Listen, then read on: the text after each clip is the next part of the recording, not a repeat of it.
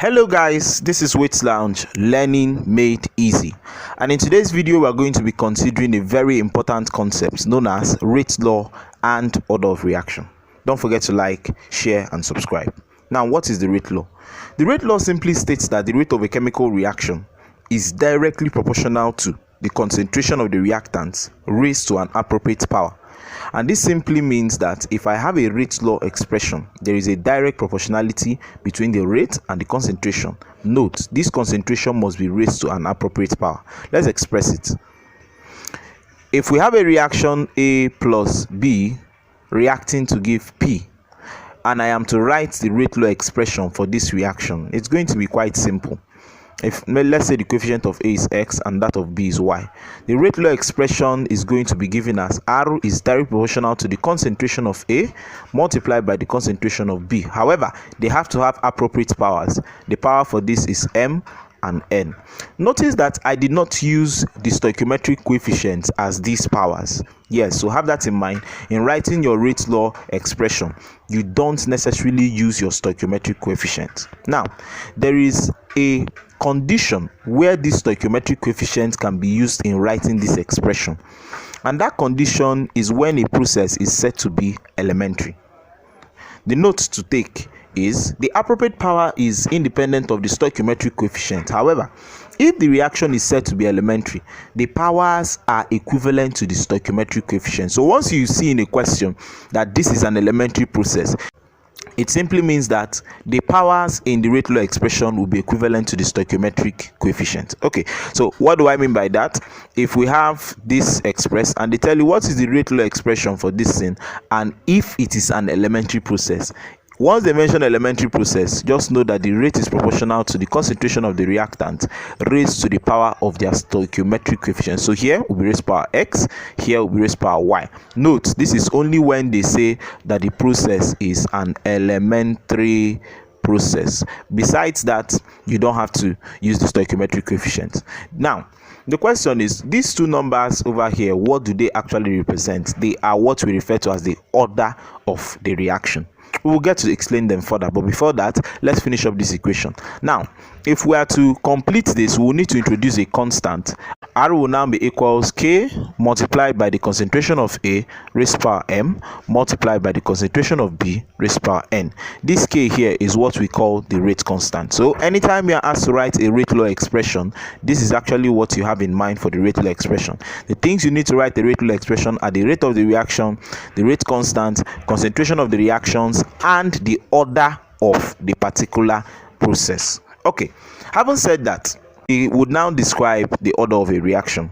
And what is the order of a reaction?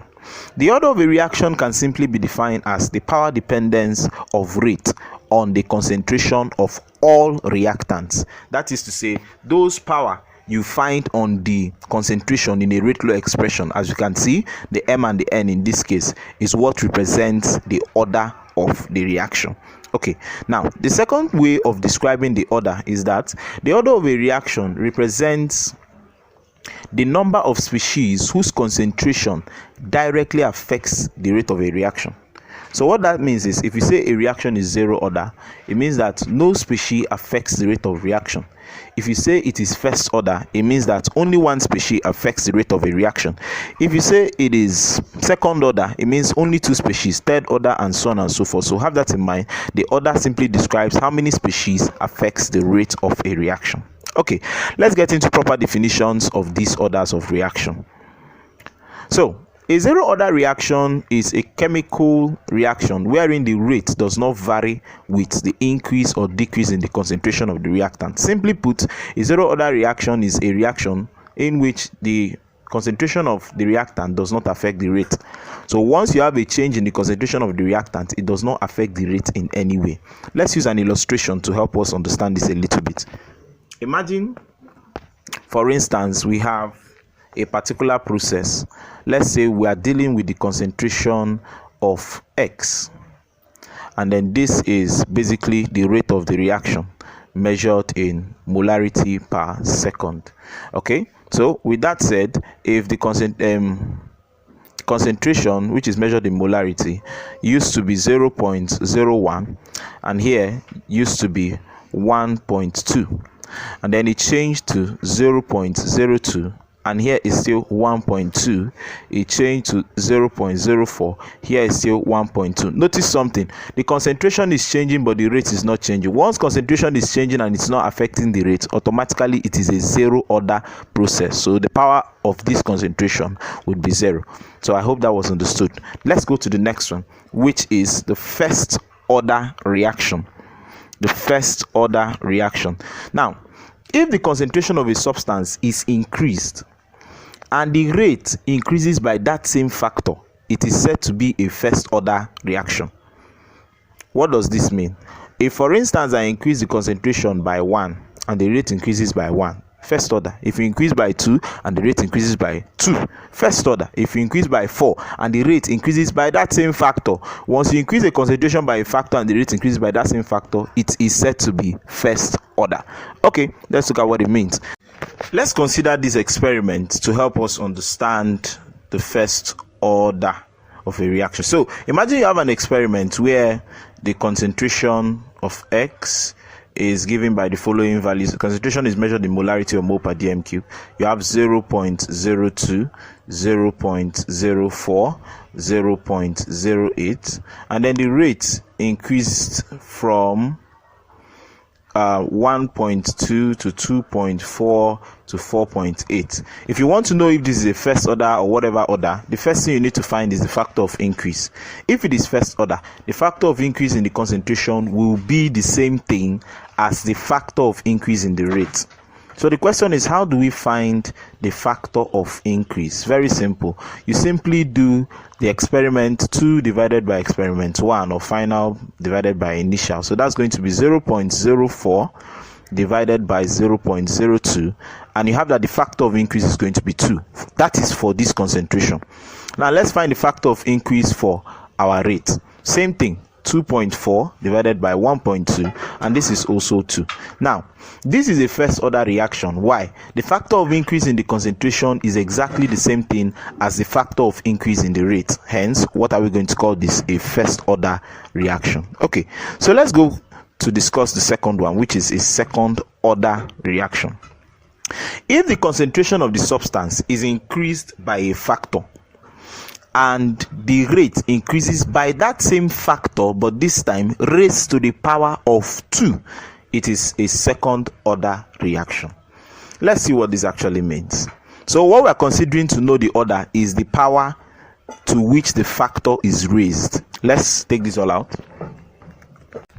Let's use this experiment to understand this. Now, if you have a particular reactant X and we have different concentrations for it, let's say it started with 0.03, then for the second experiment we use 0.09 basically, and then for the third experiment we use let's say we use 0.27.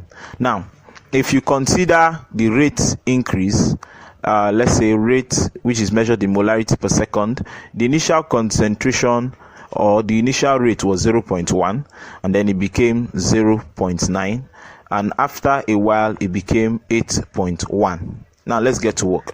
If you are to determine the order of this process, as I said, the first thing you need to do is to check for the factor of increase. Let's check. The factor of increase here is going to be equals 0.09 divided by 0.03. If you do this, this is going to give us 3. So the factor of increase here is 3. Now let's check for the factor of increase in the rate. 0.9 divided by 0.1, and the factor of increase is going to be 9. Now, the question you are going to ask yourself is, bring these two guys to the same base, and you will notice that this is going to be 3 raised to power 2. It's important you get the same factor of increase value, or a version of the same factor of increase you get. So this is 3 raised to power 1, while in this case, instead of saying 9, you say 3 raised to power 2, so that their bases will be the same thing. Now, as we said, if the concentration of a particular reaction increases by a particular factor and the rate increases by that same factor, but this time raised to the power of 2, it is a second order process. So as you can see, you will notice that the rate increased by the factor 3, but 3 raised to power 2. Hence, what order of reaction is this? Is second order reaction. So just find the factor of increase and bring them to the same base, then look at the power to which that base was raised, and that will give you the rate order of that particular reaction. Okay, so we're going to be considering specific questions to help us understand this better, and these questions would be seen on the screen. But before we get into the questions, there are two things to note. The first thing to note is, if the concentration of a reactant is constant, it does not affect the rate. So anytime you notice the concentration does not change, it means that that concentration or that reactant is not supposed to affect the rate of the reaction. Now, secondly, when determining the order, consider two experiments where the concentration is constant for one reactant and varies for the other. The order of the varying species is determined by the chosen experiment. So if you have two experiments, maybe 1 and 3 or 1 and 2, and notice that in reactant A the concentration is constant, while in reactant B the concentration varies, it means that you are looking for the order, or you use those experiments to find the order of reactant B which varied. The constants will not be determined. Once it is constant, you cannot determine the order, basically. Okay, so let's get to work. So imagine we had a question. The question here, let me increase it a little bit. Okay, so here we have a question. Nitric oxide gas reacts with chlorine gas according to the equation. The following initial rates of reactions have been measured for the given reagent concentration. So we're going to write this out, and then the question now says, which of the following Rates law equations is for this reaction? So we are supposed to find the order of the reactions and then apply the order to writing the Rate law expression. Okay, now I'm going to reduce this to one side. Okay, so to solve this question, the very first thing we are going to do is to write out the parameters. I'll start with writing the experiments 1, 2 and 3. Then I prefer to write the concentrations before the rate. So concentration of NO in this case was 0.5. Second experiment was 1.0. Third experiment was 1.0. Then we have the concentration of chlorine. Concentration of chlorine was given as 0.5, 0.5 and then 1.0. Then we go to the next one, which is the rate. Remember, I decided to write the rate last because I prefer to solve questions like that. Now the initial rate that was given at molarity per second is 1.19, and then it increased to 4.79, and then finally we have 9.59. So let's consider this and move ahead. Now, if we consider two experiments where the concentration of one is constant while the concentration of the other varies, you will notice that in experiments 1 and 2, the concentration of NO varies, but chlorine is constant, which means we are going to find the order of NO with this experiment 1 and 2. So let's get to work. First thing I said you should do is to find the factor of increase. And let's find the factor of increase here. That's going to be 1.0 divided by 0.5, and that is going to be 2. Let's check how it affected our rate. If you have 4.79 divided by 1.19, that is going to give us 4. Bringing it to the same base, this is 2 raised power 2. So which means this is going to be a second order process. So have that in mind, that for NO, because the rate increases by the same factor raised power 2, NO's order is going to be second order. Then let's check for chlorine. In the case of chlorine, where chlorine varies is between 2 and 3. So we are going to use this because here is constant. So using this 2, the factor of increase here is still 2. However, the factor of increase here is going to be 2. So because they have the same factors of increase, automatically this is going to be first order. Let's check it though. You know that this is 1.0 all over 0.5, and that is 2. In this case, it is 9.59 divided by 4.79, and you notice that that is going to be 2. So what does this express? It means that this increased by 2 and the rate increased by 2. Because they increase by the same factor, automatically it is first order. Now note, the question says write the rate law expression. Rate law expression is going to be easy to write because it's now going to be expressed as rate is equals or rate constant K multiplied by the concentration of NO raised to the power of its order, which is 2, multiplied by that of chlorine raised to the power of its order, which is 1. So, having said this, the implication is that our answer is going to be equals. So let's check it out. That is going to be option D. So that's that basically in determining the order of a particular process. Okay, let's try just one more question to help us understand this or buttress this point the more. Okay, so the next question we're going to try, as you can see on the screen, use the following data to determine the rate law expression of the reaction. Okay, so let's do as we said. We are going to write out the experiment. Let me reduce this so that our board will be a little bit free. So we have 3 experiments occurring in this case.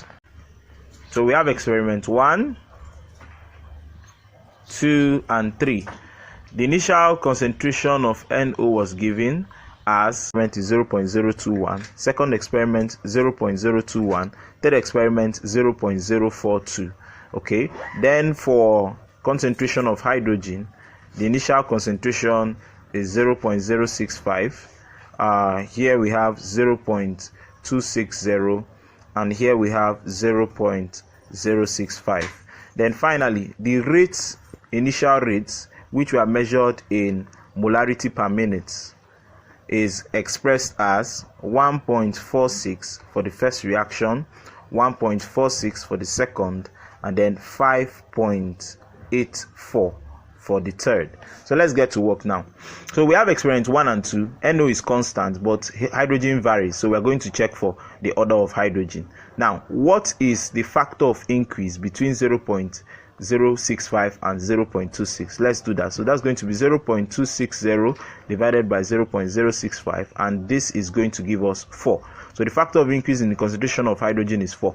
But you will notice something, that there was no increase in the rate. And we said that a zero order process is a process in which a change in the concentration of a particular reactant does not bring about a change in the rate. So notice that this is equals 1 or 4 raised power 0.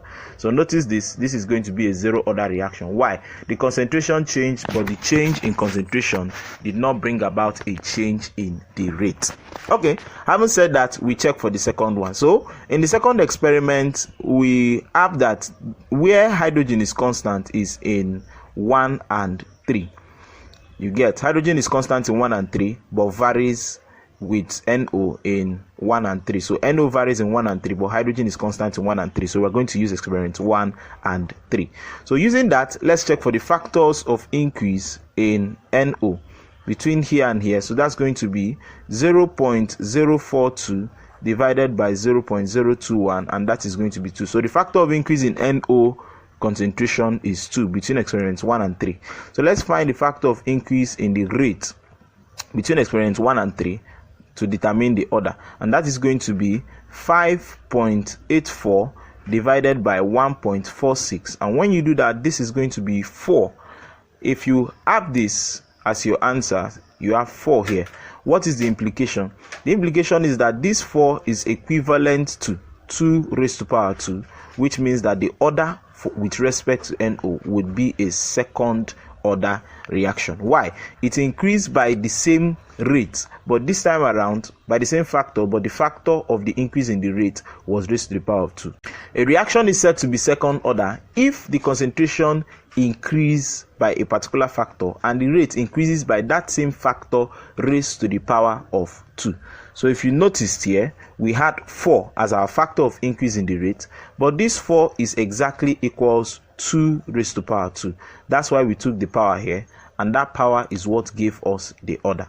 So have that in mind, that with respect to NO, this is going to be a second order reaction. Hence, our rate expression is now going to be R equals K, concentration of NO raised to power 2. Then we have concentration of hydrogen raised to power 0. This is the anything raised to power 0 is 1, so we're going to have that the expression will be K, concentration of NO raised to power 2. And that is that about determining the order of reactions. Now, if we are to try out some random questions with respect to order to help us buttress this point and understand it, let's look at this. The reaction A plus 2B gives a product has the rate law expression R or rate equals K concentration of A times B raised to power 3. If the concentration of B is doubled while that of A is unchanged, by what factor will the rate increase? So this is a very simple question. The most important thing to do in this question is understanding your different definitions of orders, or understanding your different orders of reaction. Now, to solve this question,